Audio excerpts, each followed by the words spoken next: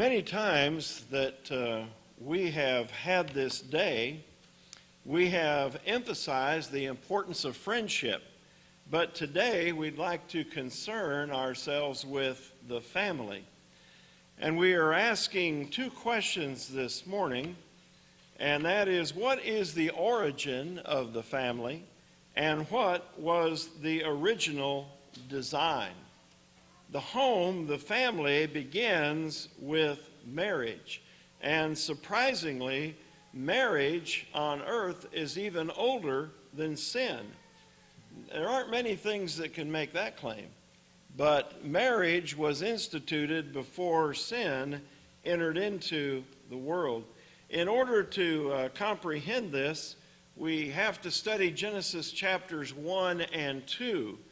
Now, in Genesis chapter 1, verses 1 through 31 is a summary of what occurred on each of the 6 days of creation.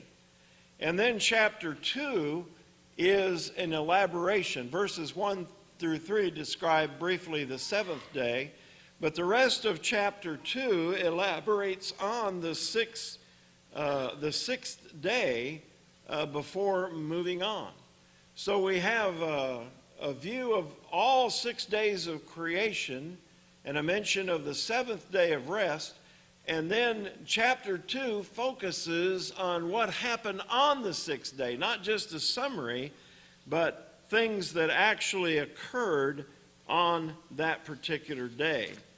And one of those things is what we just had read for us in Genesis 2, 18 through 24.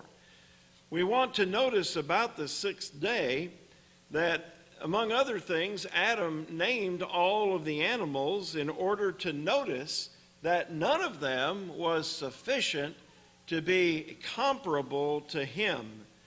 None of them could be an equal companion to Adam. There was no suitable helper among the animals. So God then created Eve, as we just read. But let's consider some other observations in connection with this. First, the being created from Adam's rib is called woman because she was taken out of man. All other men will be born of woman. But in the first instance, she came from him. Is this just some sort of parable then? No. If it is, what's the comparison? No, it's not figurative language that we read. It is a descriptive language of what actually occurred in this time period. It is, in other words, literal. And in fact, Paul confirms that, if there was any doubt, in 1 Corinthians chapter 11, verses 8 and 9, and then verses 11 and 12. In 1 Corinthians 11, 8 and 9, for man is not from woman, but woman from man. Paul is referring to the creation here. Nor was man created for the woman, but woman for the man. In verse 11 he adds, nevertheless, neither is man independent of woman, nor woman independent of man in the Lord. For as the woman was from the man, even so the man is also through the woman, but all things are from God. And so this references what we have read about and studied in Genesis chapter 2, and it confirms it. Now, the next thing we want to notice is that Adam was first and then Eve. We see this clearly the case in Genesis chapter 2, and Paul also cites it as a reason for men having the leadership role over women in the church.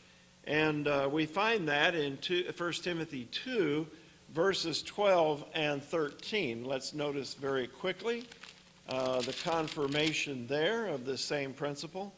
And I do not permit a woman to teach or to have authority over a man, but to be in silence. For Adam was formed first, then Eve.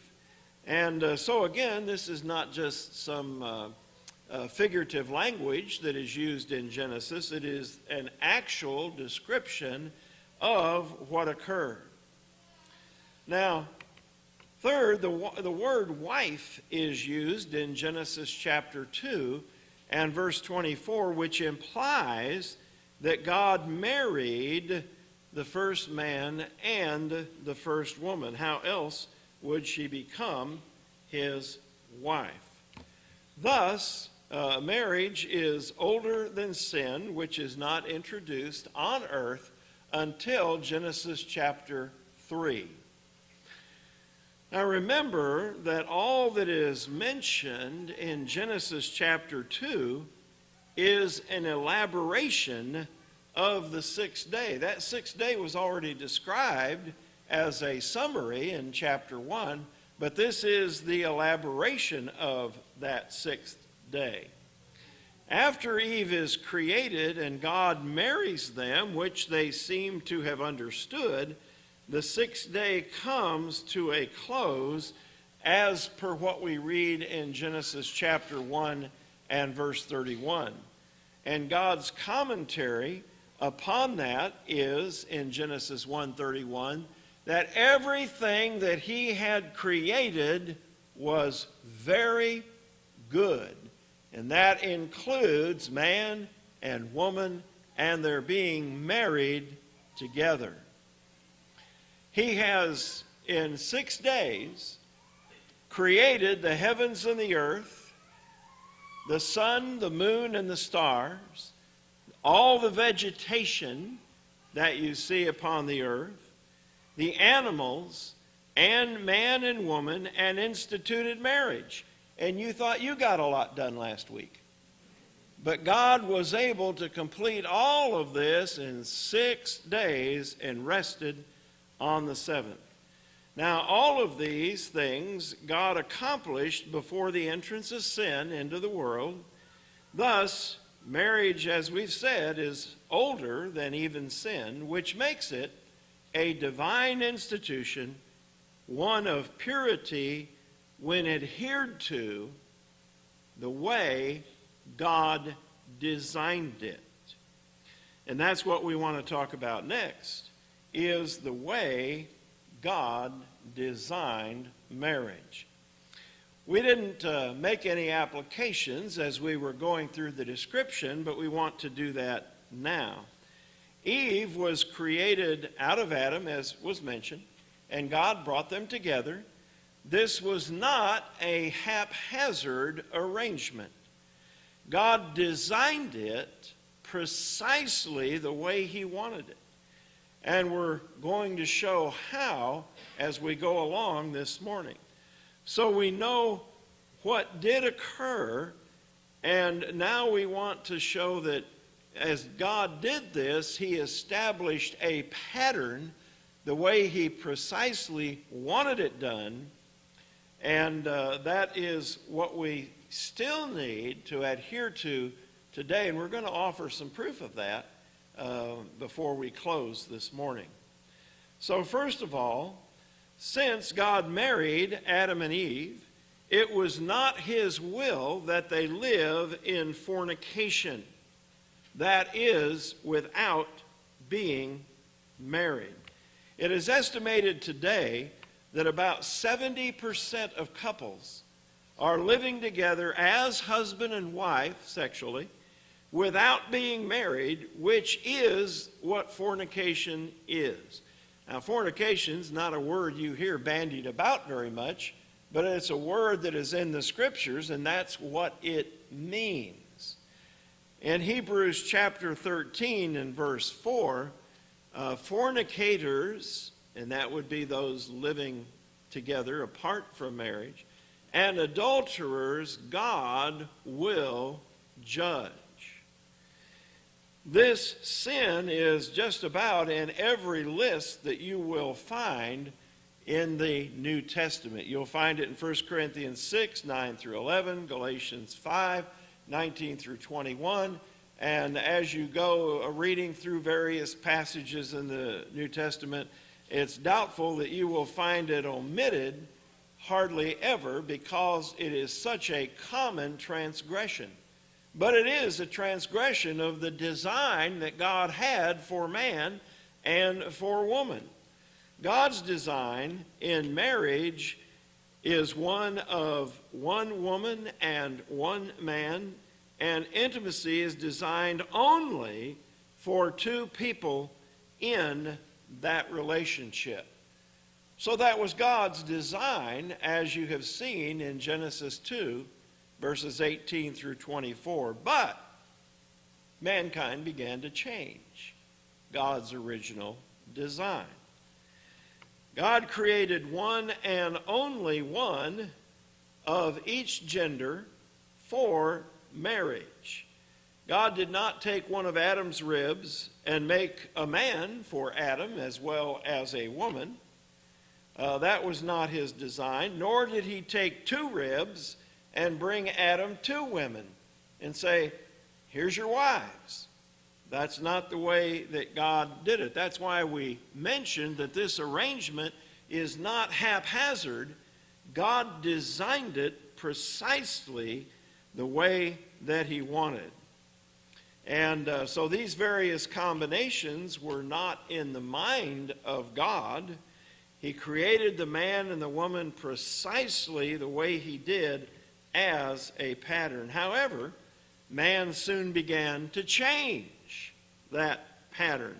Sin enters the world, and things change when that occurs. In fact, it's Genesis 3, and we don't know how much time has elapsed since the first week was completed, but it does occur sometime after that first week. After the first week, everything was very good. So sin entered in a little later on. And we find the recording of that in Genesis chapter 3. In Genesis chapter 4, we find that marriage has already been perverted. And we find that in chapter 4 in verse 19. We have a man named Lamech who took for himself two wives. The name of one was Adah, and the name of the second was Zillah. And that's repeated in the first part of verse 23. Then Lamech said to his wives, Adah and Zillah, hear my voice. Lamech did that which God had not authorized, and he was from the ungodly seed line.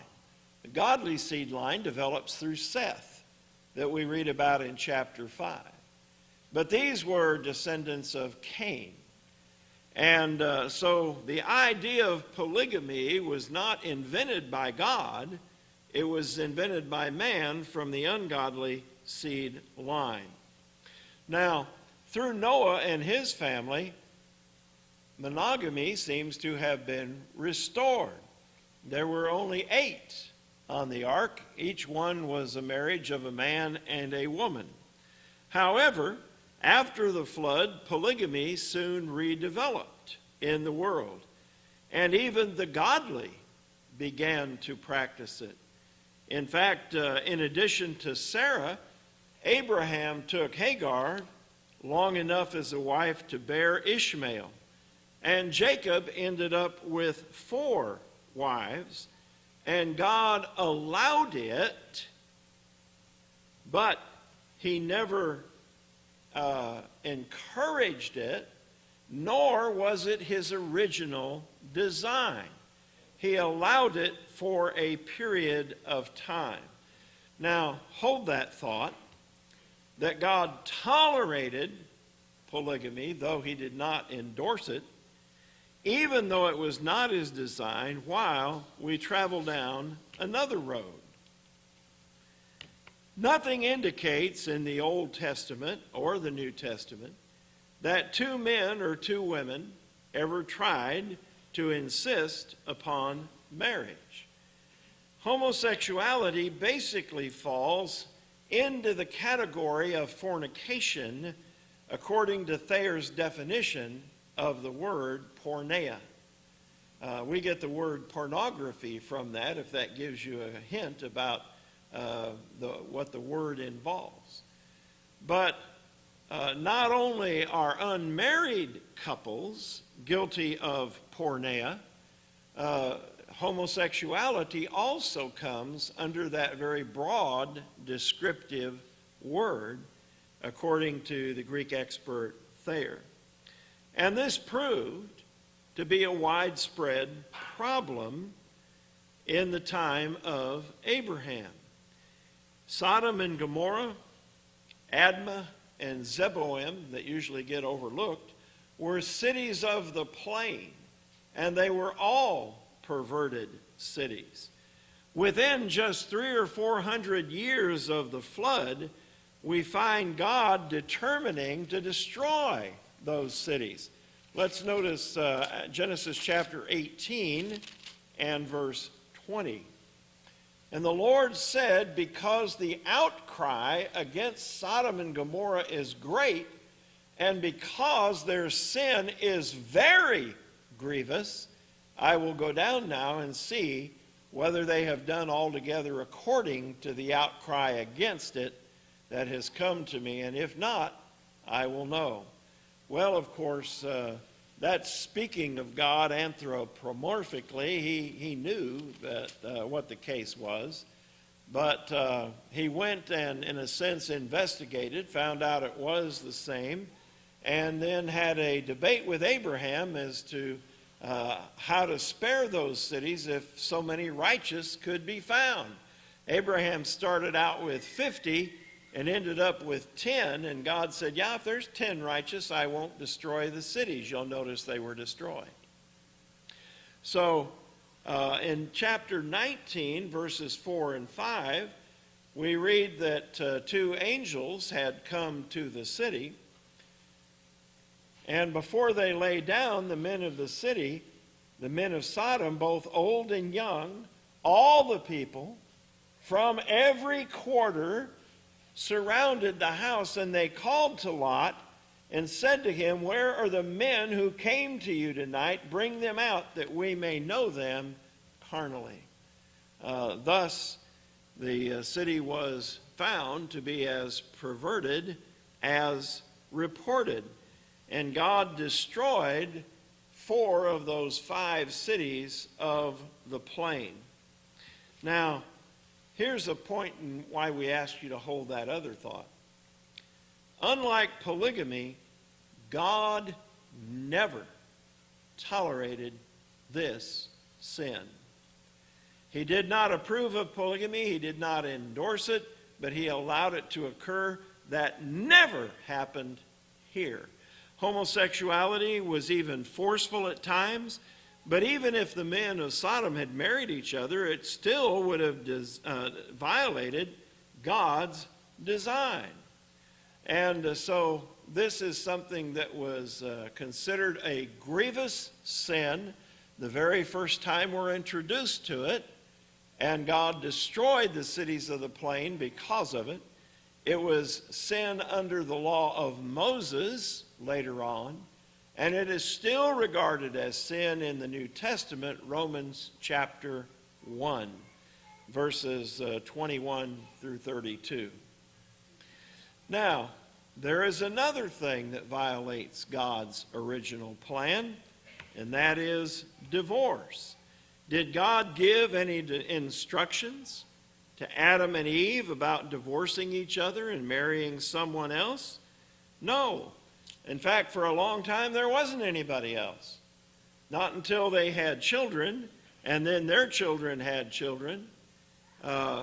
You can envision Adam saying, I'm interested in a younger woman, and Eve saying, you're leaving me for who? She's young enough to be your granddaughter. In fact, she is your granddaughter. Where else would she come from? But God designed Mary to be for life. He did not tell Adam and Eve, you may not be able to stay together for 900 years, so you can divorce if you wish. Although, Adam, it'll cost you another rib if you do. No, that was not the way God planned it. It was not the way God set it up. Now, we have seen the original plan, and we have seen what was not God's original plan.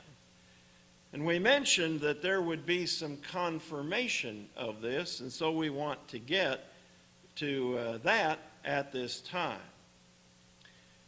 How do we know that God's original design is still valid, is still the one he wants? Because some of Jesus' enemies asked him a question about marriage, hoping to trap him. You know, you have to realize that a lot of the questions Jesus asked were not to get knowledge. They were to try to trap him into making the people angry and deserting him as a teacher. But they failed. But in the process, we find out God has not abandoned his original design. Let's look at Matthew chapter 19, verses 3 through 6. The Pharisees also came, testing him, and saying to him, "Is it lawful for a man to divorce his wife for just any reason?" Now, they asked that because there was a Jewish rabbi who taught that. There were actually two schools of thought, one that you did or could, and one that you didn't or couldn't. So they were hoping to ask this question so that Jesus would alienate at least some of the people. If he went with one, then he would alienate the others and vice versa. So that's the purpose for asking the question. However, Jesus always speaks the truth, and so he answers this: "Have you not read that he who made them at the beginning made them male and female?" There again, Jesus is saying that is God's design. "And for this reason, a man shall leave his father and mother and be joined to his wife," singular, "and the two shall become one flesh." Not the three, not the five, but the two shall become one flesh. So then, they are no longer two, but one flesh. Therefore, what God has joined together, let not man put asunder. God has joined the man and the woman together, and they should not tear it up. They should not wreck it. They should not have all these complaints that some people come up with. Well, she does this and he does that, and pretty soon they're arguing and trying their best to terminate the marriage. No, that's not how it works. When you enter into it, you understand this is it. This is my mate for life. Now, although the question concerned divorce, it substantiates the fact that God designed one woman for one man for life. Jesus never approved of fornication or any other combination that we talked about this morning, but rather God's institution of marriage. It's still not polygamy, homosexuality, fornication, or divorce, unless Jesus gave one exception in verse 9. And in verse 9 he says this: "And I say to you, whoever divorces his wife," I'm going to leave out the except clause. We'll come back to that in a minute. "Whoever divorces his wife and marries another commits adultery. And whoever marries her who is divorced commits adultery." Now that's the main principle. There is one exception. Let's read it again. "And I say to you, whoever divorces his wife except for sexual immorality and marries another commits adultery." Jesus gave this one exception. A mate who refuses to be faithful may rightly be divorced, freeing the other from the situation. So the scriptures have taught from the beginning. You can't get any more beginning than Genesis chapters 1 and 2. They have taught from the beginning what God's design is. It is common today to have a group of associates refer to themselves as family. We just want to add this part on. We have discussed it the way God designed it. We have seen Jesus confirm it. But a lot of times today you hear people saying family in a way other than biological. That, a group of associates, we are family. Sister Sledge had a song back in the 70s called We Are Family. In fact, the Pittsburgh Pirates used that as their theme song back then, as a tightly close-knit group. Many on television, likewise, in certain situations, call themselves family. But here's the fact. Jesus was the first one to do that. Let's take a quick look at Matthew chapter 12, verses 45 through 50. Matthew chapter 12, verses 45 through 50. You almost think that this is a modern invention to do this. But in verse 46, while he was still talking to the multitudes, behold, his mother and brothers, that's biological family, stood outside seeking to speak with him. And then one said to him, look, your mother and your brothers are standing outside seeking to speak with you. But he answered and said to them, who is my mother and who are my brothers? Well, we all know the answer to that biologically. But he stretched out his hand toward the disciples and said, here are my mother and my brothers. For whoever does the will of the Father in heaven is my mother and sister and brother. Jesus was first to have a broader definition of family than biological. The question is, are you part of that family? Are you the one who is doing the will of the Father in heaven? Well, you must begin by becoming God's child. And that involves obeying the gospel. That involves having forgiveness of sins, as mentioned in Acts chapter 2 and verse 38. Have you done what Paul describes in Romans 6, 3 through 5? Died to sin, been buried in baptism, and then arisen to walk in newness of life. Jesus died on the cross. He was buried, and he was resurrected from the dead. You have to die to sin. That's repentance.